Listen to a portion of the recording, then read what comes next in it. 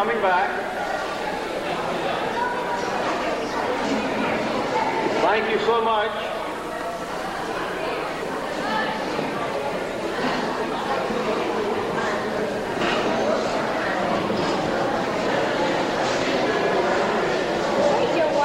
All right. Please, would you folks look outside? Hey, Valera, would you ask people to come in who are outside? Tell them that we're starting. Take a look at your programs. Do you all have programs? You have them with you? Them nearby?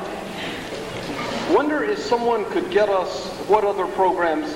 Who doesn't have a program, for instance, and doesn't have access to them? You have them mostly?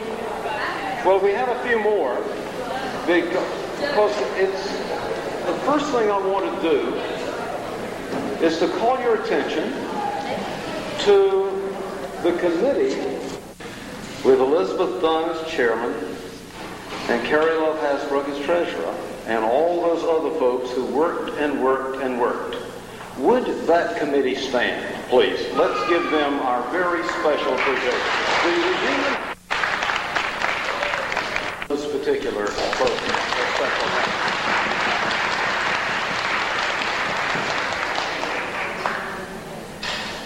If I miss anyone, please tell me. I don't want to. I'm sure I will. You're not as easy to keep up with as you used to be. Now, we want to make some special welcomes. You know, it's a funny kind of thing. You have a family reunion, and so you welcome yourself a lot. And I certainly have felt so marvelously welcomed by all of you, and I hope you have by me and by my family. And so let's continue with that welcoming process and welcome all the folks who are contributing to the strength of our genetic pool, all of our in-laws. And would they stand? And keeping our children from being crazy. We welcome and have been welcoming some of you for quite some time. Also, we won't make you stand, but we welcome all the guests, family, boyfriends, girlfriends, and others who may not want so specifically to be identified in terms of their intentions, but we're very, very glad to have you here. And we hope you like what you see. Now, it is such a double privilege of mine, and also a very special privilege, as my mother is one of those, as we acknowledge the two living members of the second generation of the H.C. Bridger clan, the Henry Craven Bridger clan, and that is Aunt Mamie here.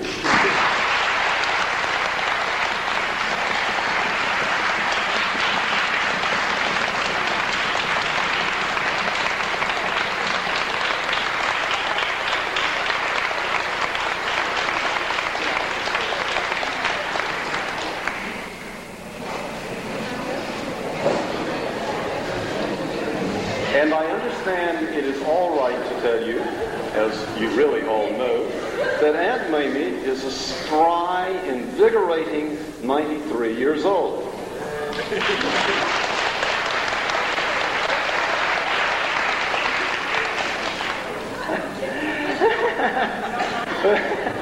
My wife said, "Are you going to tell now your mother's age?" She says, "I don't care." She is the most delightful and energized 85 I know. And now my mother, Aunt Annabelle.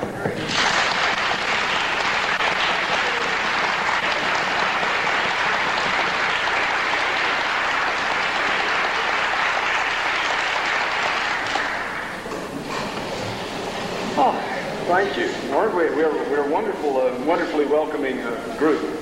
Now, what we want to do is to spotlight, and it'll have to be a diffuse one because I'm sure we're grouped all over the room, but spotlight it by family.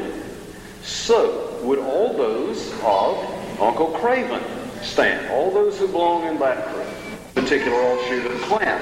So, what I want to do is I'm going to give these names and If you are named that, would you stand? That's easier than raising hands, and besides it helps the digestion. So, if your name is Henry, if you have Henry in your name at all, Henry. You have a Henry? You're Jane? Henry, come on, hands up. Okay. All right. Thank you. We have a few. But this time we're going to ask you to stand because we don't see you. So next is Elizabeth. Manifestations of Elizabeth. Thank you. There we go. We got it's 9, 10 Elizabeth. Thank you. Mary. You have the name Mary, would you? I'm helping you up. Okay. Thank you. And Carrie. There's Carrie. Another Carrie. Thank you. They said he has a golf bag to carry. Oh, I'm sorry. He has a daughter named Carrie. No protections involved there. Okay.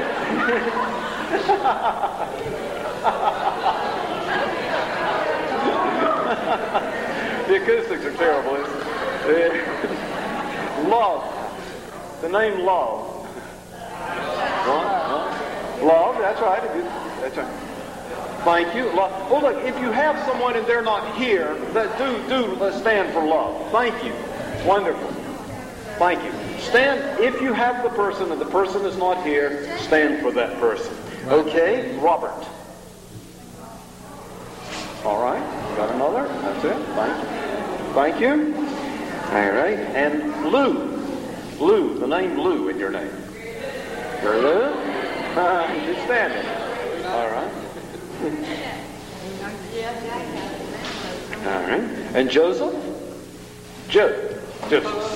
All right. Thank you. And Anne. That's right. As Anne. Another Anne. And Elmore. Another. Okay. Other names that we should have had. That's my list. But do you have others?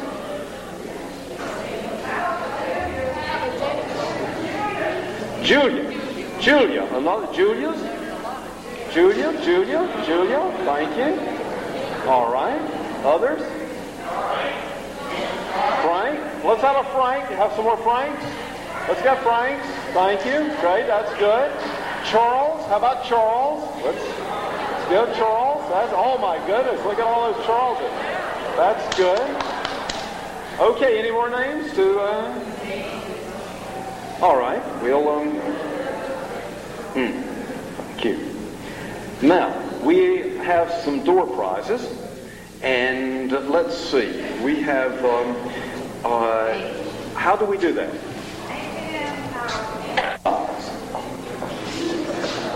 All right. Be the same as my age, 51. The first number we have is 138. November the 23rd. What year? It'd be 120 years old. He'd be 120 years old. And 19, what is that? 65. 1865. And who has a birthday of November 23rd? Do we have anyone with that birthday here? All right. Well, okay, that's something that waits to be done. How about today? Who has a birthday today? Who has the nerve to tell us they have a birthday today? All right, well, we're going to stay here. Who's the youngest person present? Will he or she please cry? Okay, who are the candidates? This February 7th, 1985. All right, and his name? Andy Hasbrook, February 7th. Mark? All right. June the 7th. And that's who? All right. You have to speak up loud because my ears are going.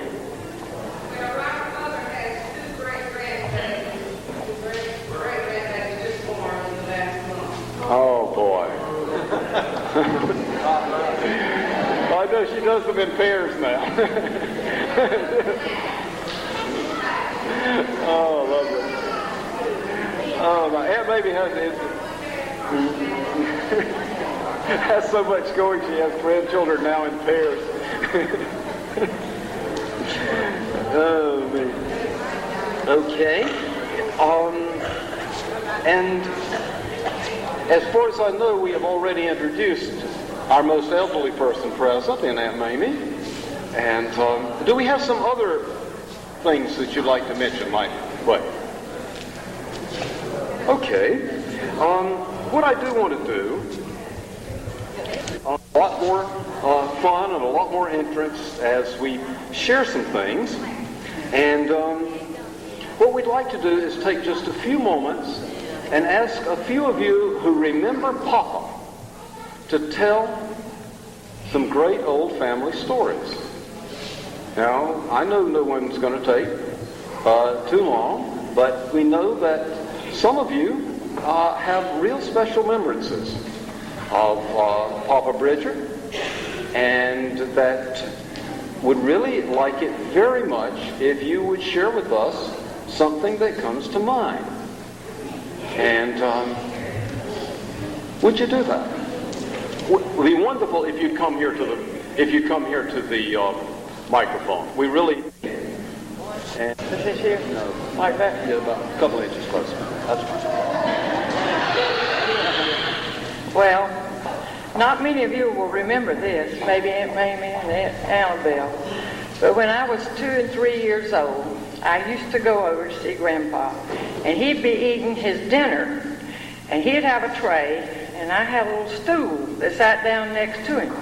And anything he didn't want, he passed down to me. But it wasn't very much, because you know Grandpa was a great big boy.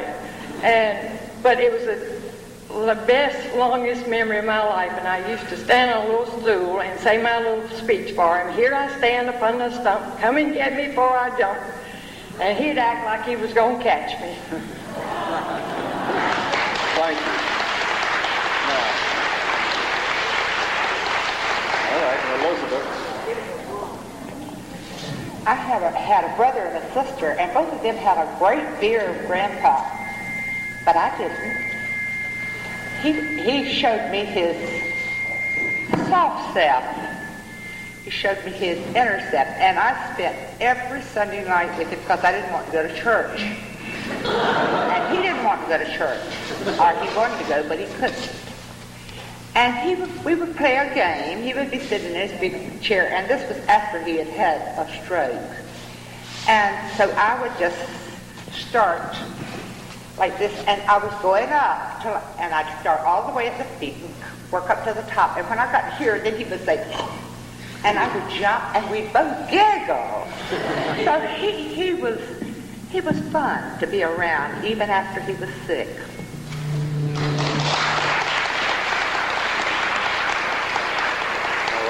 We have some others. Okay, if you've rehearsed it in your head and then you decide. I remember when Mother and I were in Bladensboro one time, and we were sitting back in the back bedroom with a fire in the fireplace, and Mother was, I guess, trying to undress me. And when she pulled up my dress to take it off, Grandpa says, "Whoa, whoa." And scared me to death.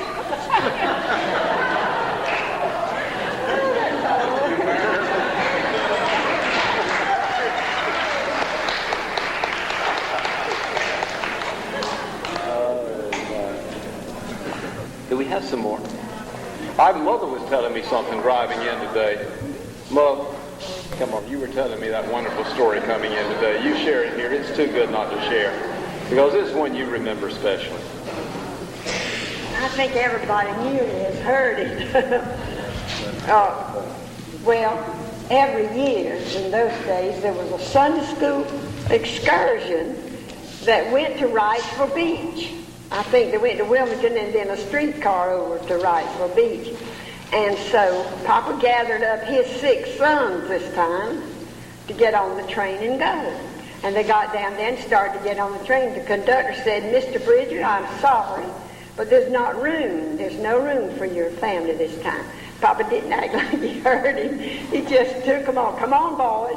And every one of them got on there and went to the beach.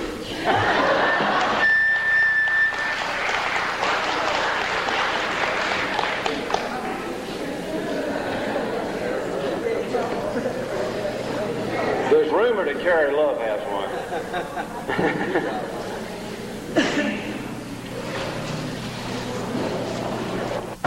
Well, I remember Grandpa quite well because I was 15 when he died, and on Sunday afternoon, Daddy said, well, let's go to Papa's house. We all went and sat on the front porch, and Sunday dinner quite often we were there also, and we knew that when you sat at the table there was food galore, but Grandpa never did want to see anyone leave anything on their plates. So naturally we learned to clean our plates.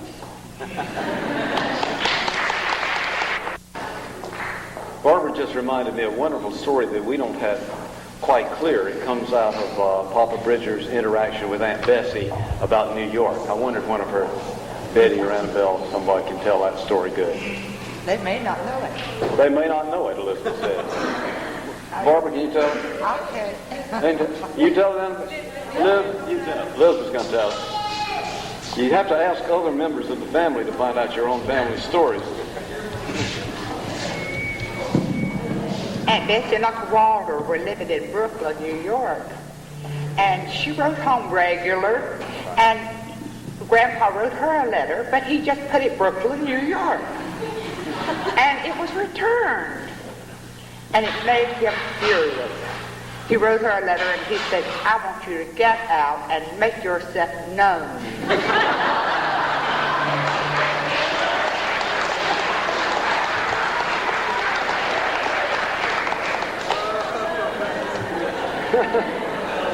Look, you have some more. They don't. Carol's got one. I think we have these vignettes are wonderful, whether they are about Papa Bridger or they're about aunts and uncles or what have you. Come on, Carol. Yes, please do. I think they make wonderful stories. Well, I will always remember Grandpa had a small car, and R.C. was going to be so helpful one day. Grandpa drove in the yard, so R.C. rushed to open the doors for him, and Grandpa went right on through the end of the garage. Said, R.C., if you had been there, I would never have done this.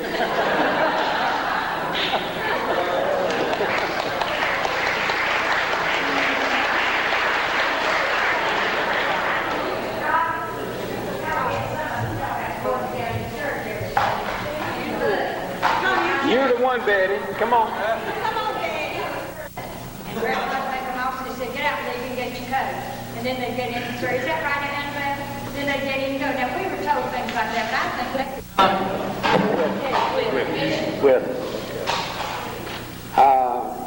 I don't really know anything about the grandfather as a child. We didn't live here in that period before his death. But a few things that come to mind, that I have to repeat what my father said.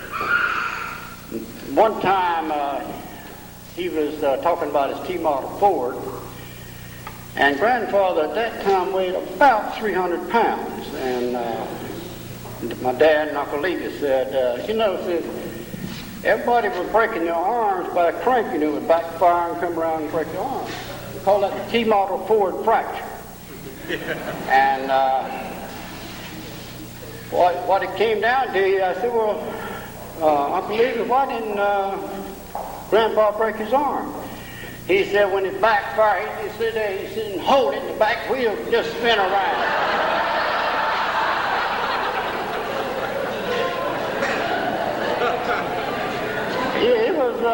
He was quite a well-known man from what we know. Of course, the T-model Ford is just some of you see once in a while on TV or some other time. I have a T-model in 1915, and like my father, so that brought another story while I was sitting over here just now, hearing some of these.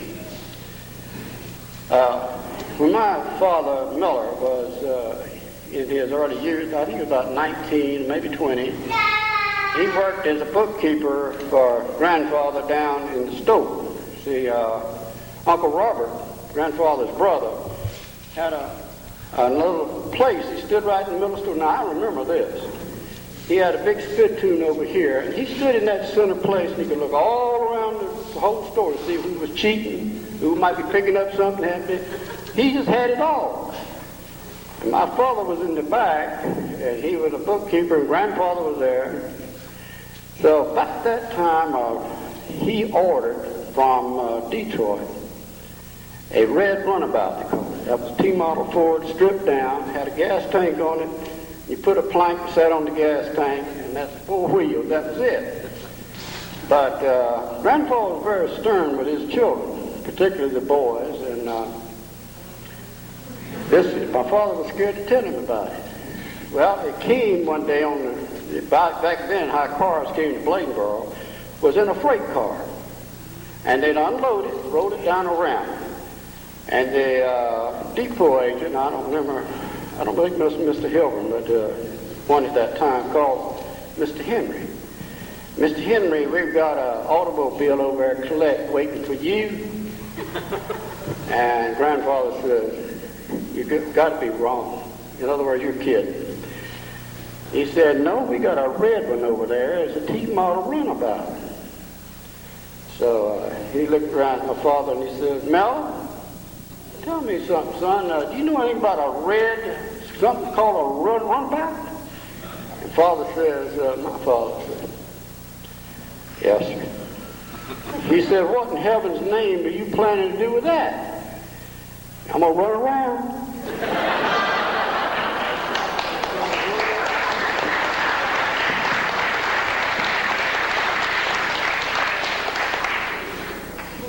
Well, there are others who would share.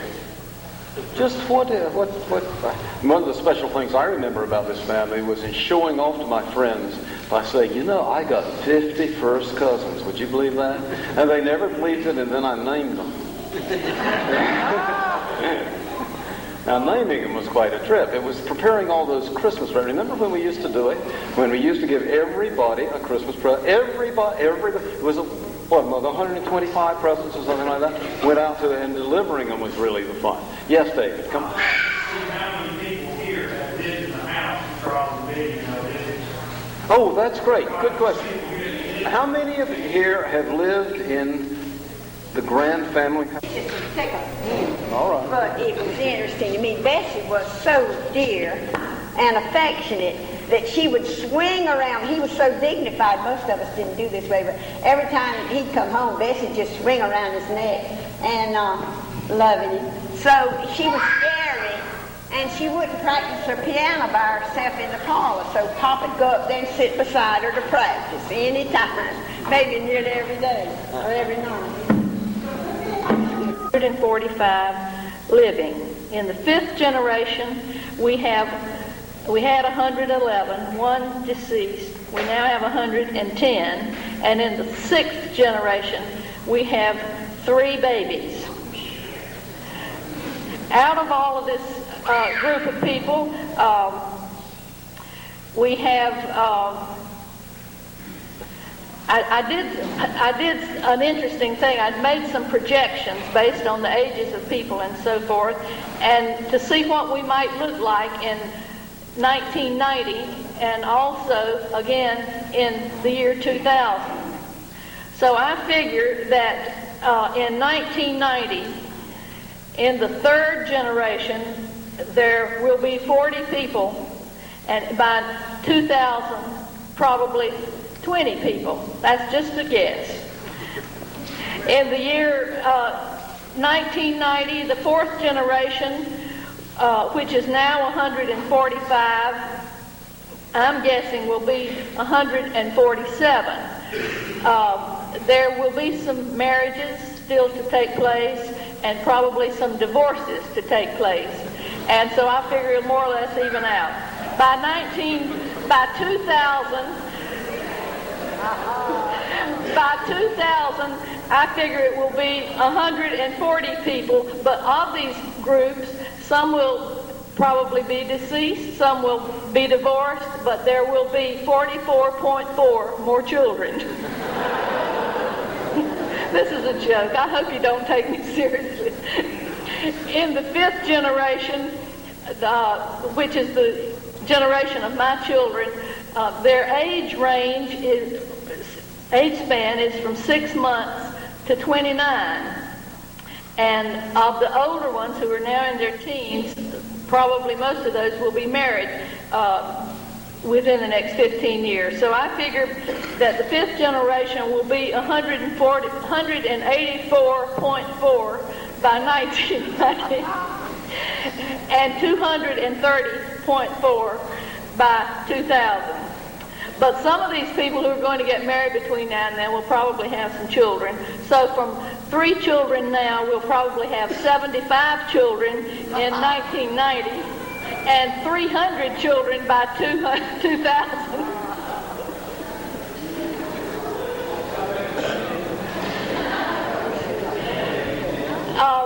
Robert asked me to say a few words about the family tree booklet, and which some of it was based on the old Joseph Bridger Bible, which you have seen over there on the counter. And I wanted to say a word